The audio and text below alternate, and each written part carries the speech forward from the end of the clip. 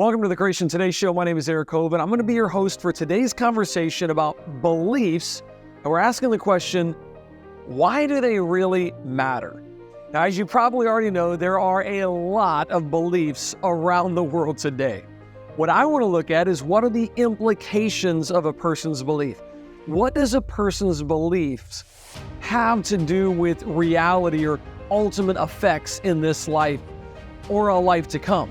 I mean, in the grand scheme of the universe, who really cares what one group of people believe over there versus what another group of people believe over here?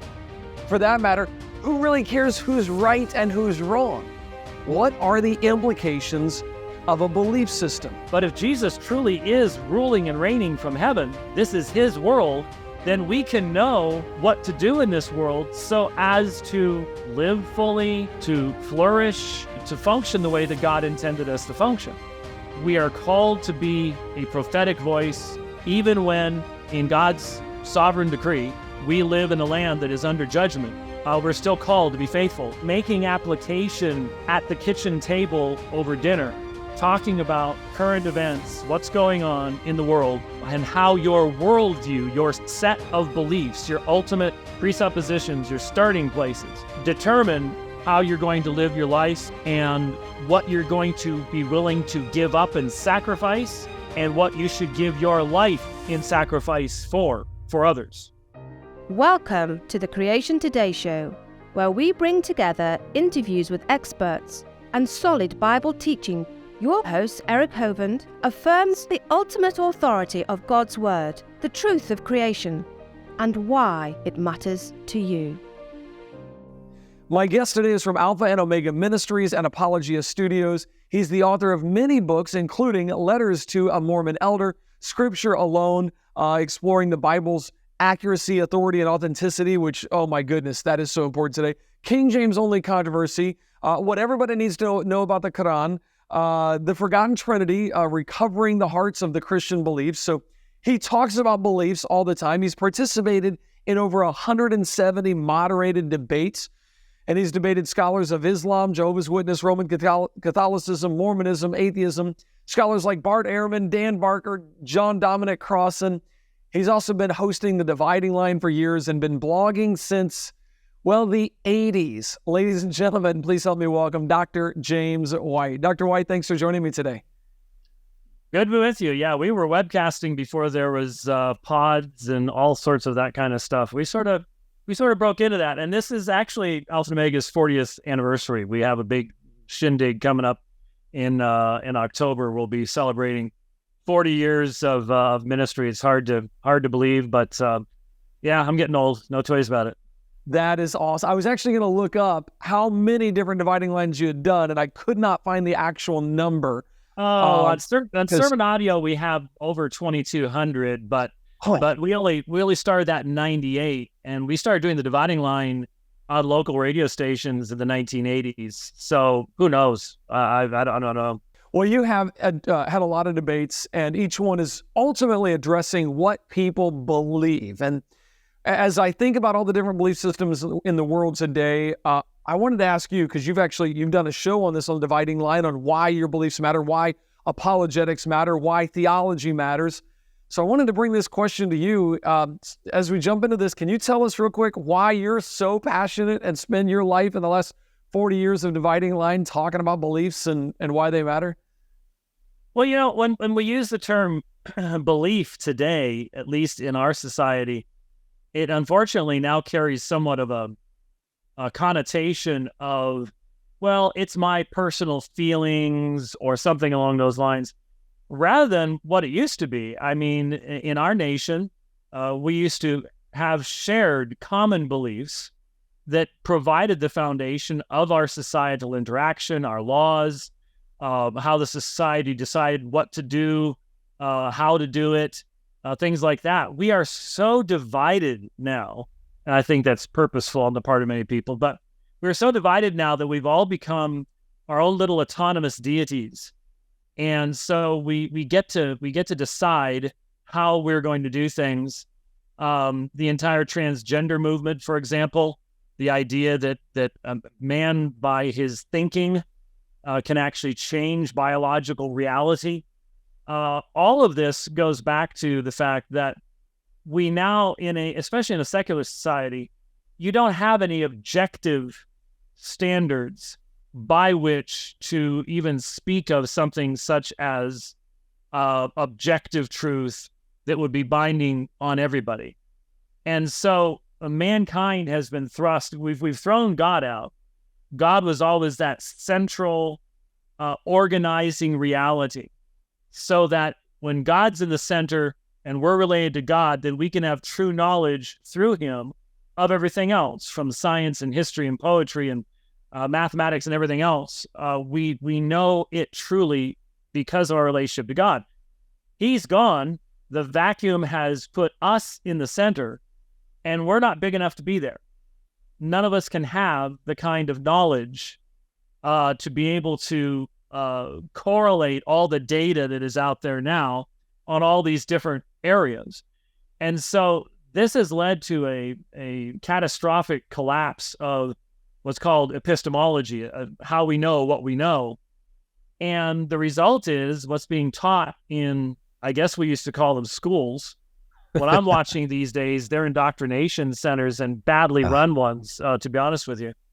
But you know, what used to be taught in those schools had a coherence. When I'm old enough to remember, you know, I could pretty much expect that the world in second grade was going to be pretty much like it was in first grade.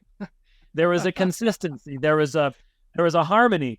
Well, when I think about kids today, I mean, honestly, things can change in a matter of weeks. When you look at what is being considered today to be morally good and necessary, and our society must act upon this. 15 years ago, nobody was even talking about it, never even heard of it.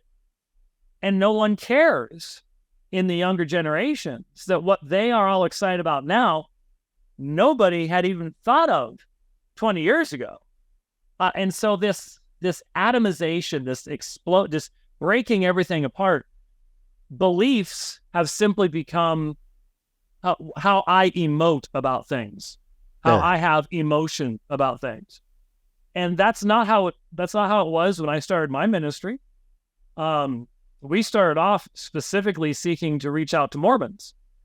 And that meant the Mormons had their beliefs and we had our beliefs, and they were at loggerheads with one another, and both made claims to objective truth. Both could not be true. And so we would go out and pass out tracts, and we'd have conversations with people. And it is sort of interesting to note, Mormonism has lost a lot of that. Now, there was always the subjectivism in the Mormon testimony and stuff like that. But did you know that the Salt Lake City Council is 100% LGBTQ? Wow. That there are LGBTQ campus groups at BYU. Of all the religions that I figured would stand firm, Mormonism has a gendered God. The God of Mormonism is a male. He has male body parts. He has a body of flesh and bones as tangible as any man's. And he has bunches and bunches of female wives who also have physical bodies, and he begets children by them. So I don't know how Mormonism could become as soft as it has become on these issues, given their own view of theology. But again, things have changed. And so today, when you talk to people about beliefs, the big thing now is, well, you don't want to offend anybody. Everybody needs to have their safe space. And so you can't believe things that are in any way offensive to somebody else. So it's all emotion. It's all feeling. There is no objective analysis to go on. And this has left Christians in a tough spot, because Jesus said, I am the way, the truth, and the life. No man comes to the Father but by me. That is a belief that has fundamental impact upon everyone. And in fact, the Christian claim is that Jesus has been enthroned in heaven, and all authority has been given to him in heaven and earth. Wow. If we call that simply a belief in the sense of I feel that can't have any impact on you. But if Jesus truly is ruling and reigning from heaven, this is his world, then we can know what to do in this world so as to live fully, to flourish, to function the way that God intended us to function. And so the farther our society goes into this cultural insanity, the more the church is going to be called upon to speak with a clarity that, I'll just be honest, I grew up in the 60s and 70s, and, the big things back then was, what was the lady who did the Florida orange juice commercials? Anita Bryant. Anita Bryant said, you're too young to remember Anita Bryant. I am. I'm like, I'm in Florida, but I don't know that one, man. Yeah, I've got to be careful. But Anita Bryant said something about homosexuals, and the world about fell apart. At least there was still some community of commonality in our culture. It's all gone, and that's changing everything. I seem to notice a lot of parents, I got so many questions for you, but a lot of parents end up changing what they believe because it becomes personal with their children. They see their children adopting or taking on an LGBT lifestyle. They're like, well, maybe God isn't against this. And it seems like a lot of times people are adjusting their beliefs to justify behavior rather than adopting beliefs and then aligning with the behaviors that follow. Do you see that a lot? Well, all the mainstream denominations have been doing that for decades. And every time I didn't play it on the dividing line today, but I had it queued up and ready to go. I still have it. In fact, I could even play it for you. And let us confess our faith today in the words of the Sparkle Creed. I believe in the non-binary God, whose pronouns are plural. I believe in Jesus Christ, their child, who wore a fabulous tunic and had 2 dads. Okay, did you catch that? Oh. I believe in the non-binary God, whose pronouns are plural. And it's called the Sparkle Creed. Okay, so I'm not going to bend your mind with anything more. There's your mainline denominations. They lost their foundation long ago. And so they're just drifting along in the backwaters of the society, accepting whatever the society comes up with. But you still got all the stuff. You still got all the trappings of Christianity. I mean, why should we recite a creed together? Where'd that come from? But now it's the Sparkle Creed. It's just like, wow. You're just left. You're left shaking your head, but at the same time, you have to realize there was a process that led to this. And it didn't happen overnight. And so when you see parents doing what they're doing, I can guarantee you they were not the parents that were communicating a unchanging biblical standard to those young people in the first place. Okay, so they've got nothing else they can do. And it just seems to me, my generation, we were raised by the people coming out of World War II. And, my parents tried to raise me in a godly fashion. Their background was not one that gave them a foundation that fundamentally said, all authority has been given to Jesus Christ. As the risen Lord, we call the entire world to recognize that he is Lord. I was raised in more of an independent fundamentalist Baptist type thing, which was very pietistic in the sense of, most of Christianity is just me and God and me getting to heaven. And what I do between now and then, I have to figure out what God's will for my life is and all the rest of that kind of stuff. But the idea of my obedience to Christ, my marriage, my children, my family being a part of the expansion of the kingdom of God. Matthew 16, the gates of hell will not prevail against the church, right? And we all, when we read that, we go, so that means that the gates are attacking us and they're not going to win? No, it's the opposite. We're attacking the gates of hell.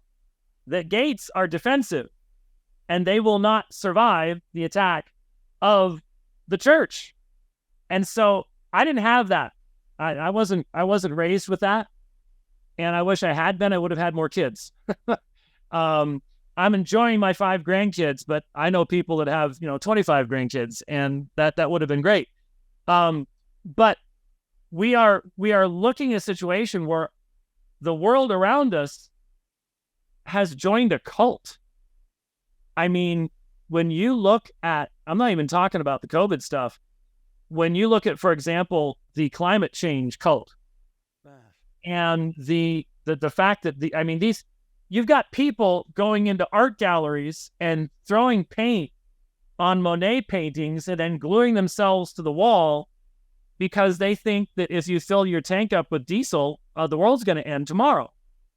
And what they are willing to do for their cultic beliefs, that really, when you think about it, how empty is that? What kind of a life is that?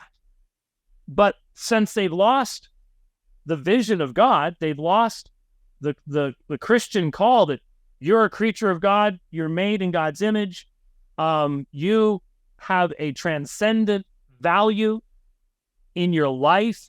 As a mother, when you raise your children, you are doing valuable things. They've lost all that, and so they're grabbing stuff out there in the world, and they're trying to fill that God-shaped vacuum, and they can't do it. It's sad, but that's the way things are. And so their beliefs in what the secular world is telling them is their meaning or their lack of meaning. They become not only what drives them, but if you challenge those beliefs, then you're hateful. You're a bigot. You're a hater. Your speech should be curtailed. That's going to be one of the biggest things that we're dealing with, honestly, is we are called to be a prophetic voice, even when in God's sovereign decree, we live in a land that is under judgment. We're still called to be faithful in testifying of the truth. And God's people down through the centuries have very often struggled and, in fact, suffered as a result of so doing. All you got to do is read the prophets, and it's right there in front of you. So that's where we're headed. And as I get older and older and older, and your body gives you so many reminders that life is not going to last forever. My dad died last year. My mom died like 13 years ago now. So I'm the old guy in the group now. And as I get older, my grandkids become so much more central in my thinking. Because the way I was raised, I was going to be lucky to even get married because, the rapture was going to happen tomorrow. And, people have their different views, fine, but that's how I was raised. Me too.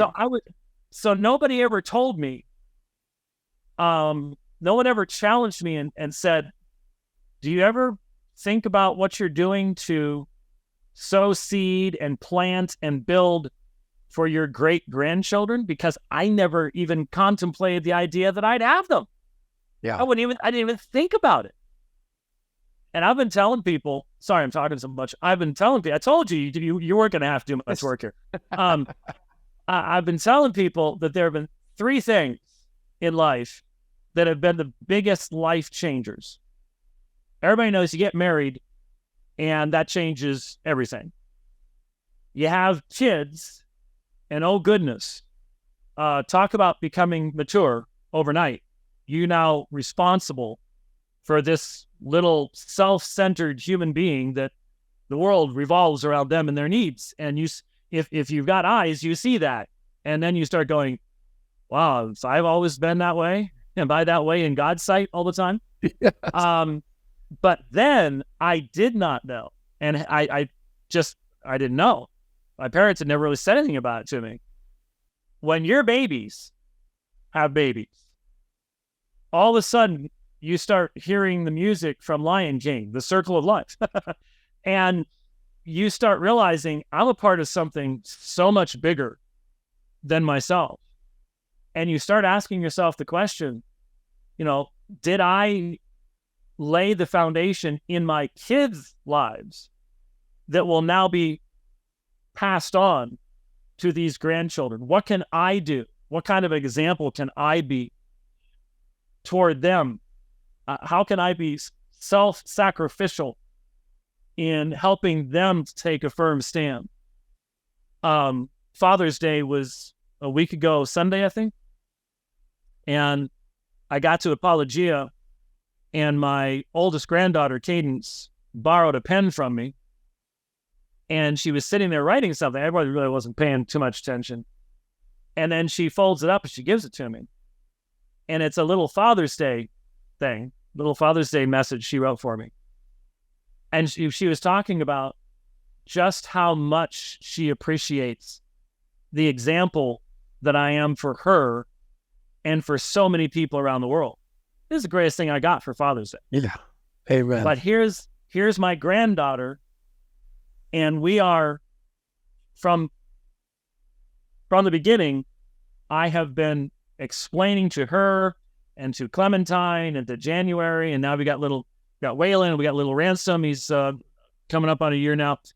I've been explaining to them what they are going to be called to do, and why right now, even at this age, their friends, well, they're all homeschooled and they're all at Apologia, so all their friends are doing the same thing they're doing. But they're out of our circle friends, may be running around doing all sorts of weird and crazy things.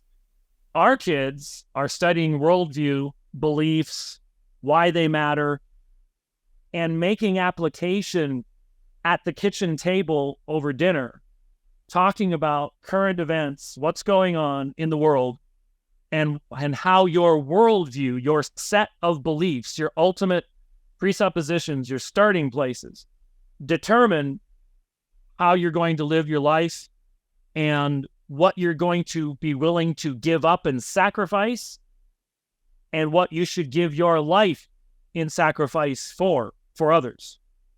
That's the importance of beliefs right there. It doesn't come from my emotions. It has to be something you can pass on to the next generation. That's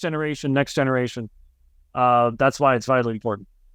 That is a great way to put it. You're making me think of my kids, and I got one married now and another one going to be getting married. And I'm realizing, like you at my age, going, okay, this matters. Okay, God, what do you want me to do to impact eternity? What do you want me to do to impact this world? It's not, I grew up like you, just as far as who cares about the future? We're not going to be here. So right. Can we do this? Can we start outside the church and then bring it to inside the church and go, okay, we're creation today. I'm always talking apologetics when it comes to creation, evolution, and trying to get people back to the authority of Scripture on what does the Bible say, what does Genesis teach. Can we start with a Darwinian evolution aspect? I think of that as kind of the furthest, the atheistic worldview, saying there is no God, we just evolved.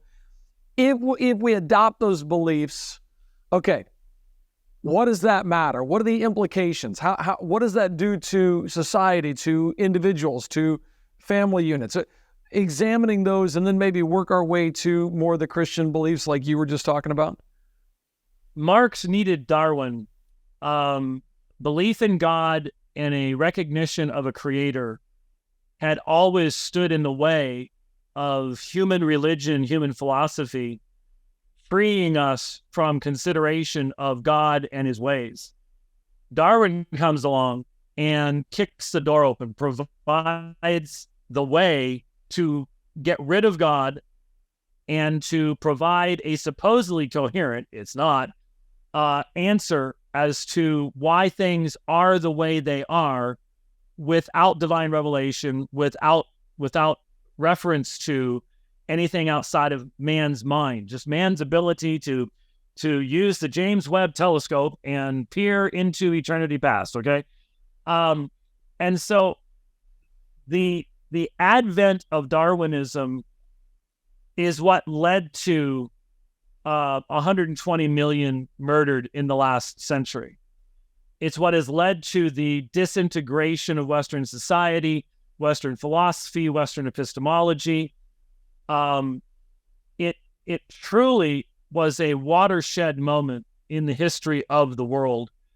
And I believe that someday, not only do we look back at the trans insanity going on today, I think a lot of the stuff we're seeing, especially this month, will be running on screens in museums someday as to what in the world went wrong and why we're never going to do that again.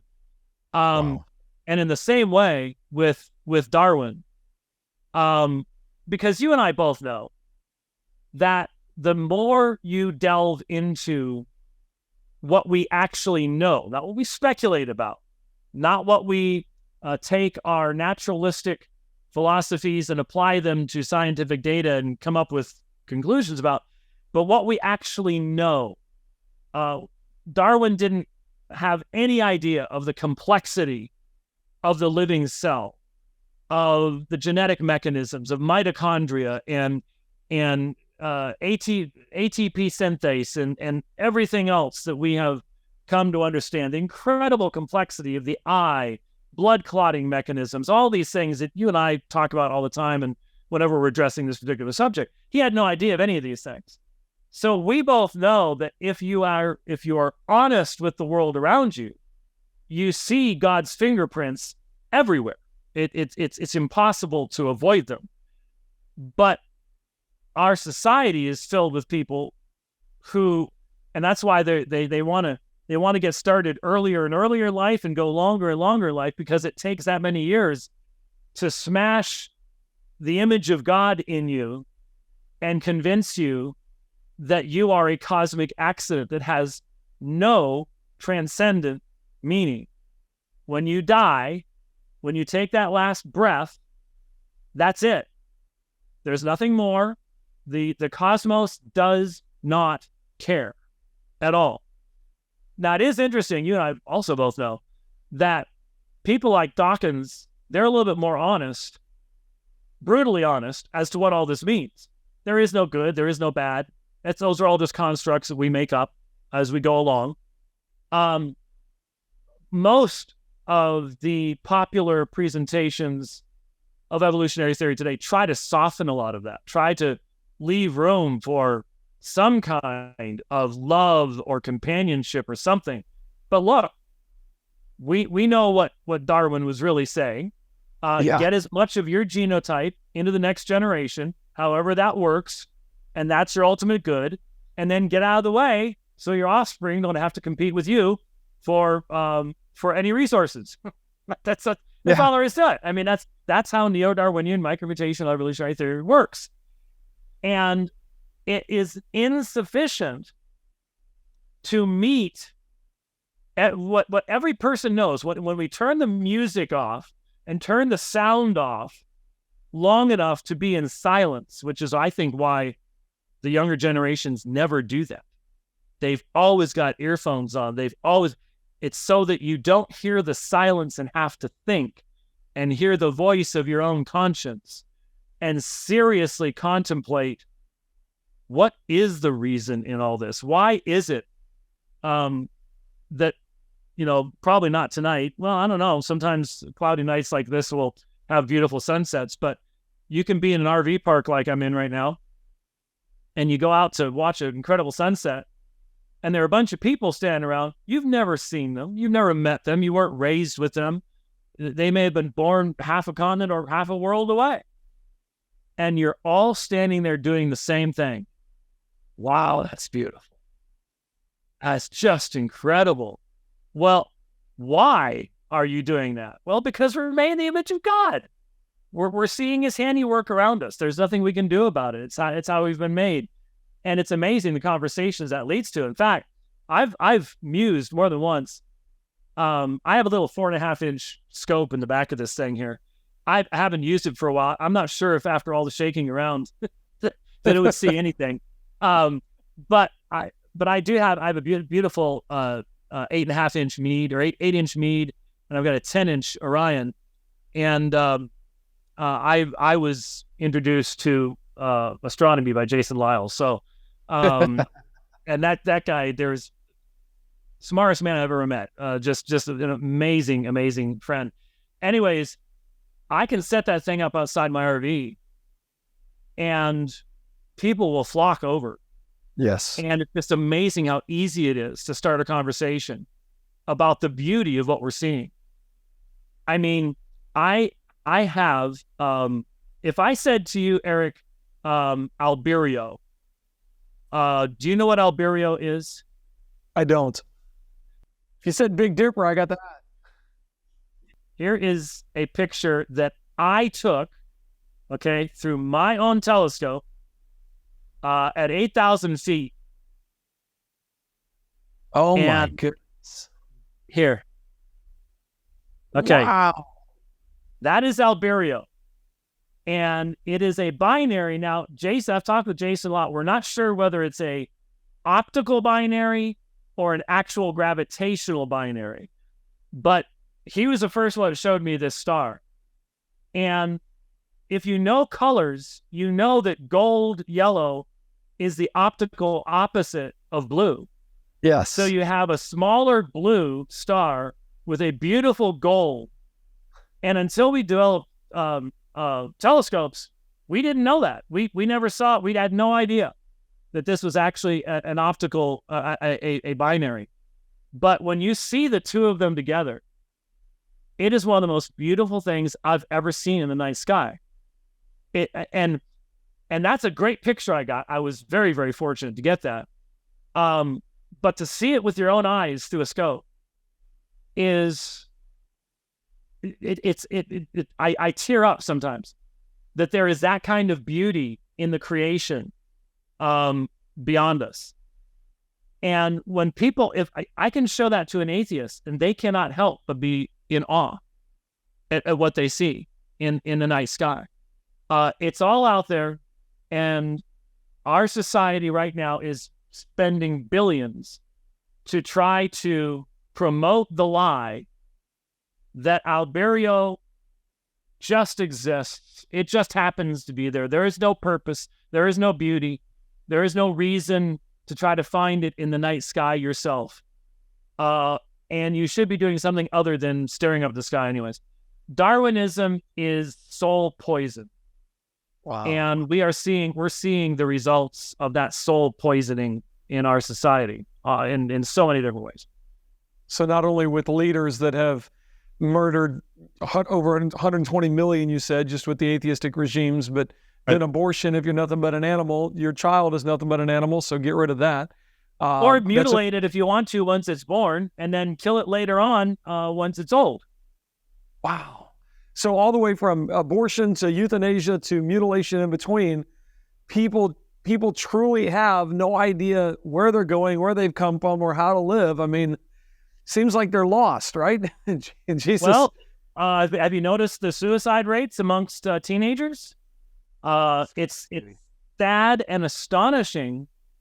And it's not like we've always been a gloriously Christian culture or something. That's not the case. But there was a consensus that even the person who didn't go to church and wasn't following Christ, they at least knew the stories of the Bible. And when you pushed them, they recognized that there were things that were so important, it was worth giving your life for.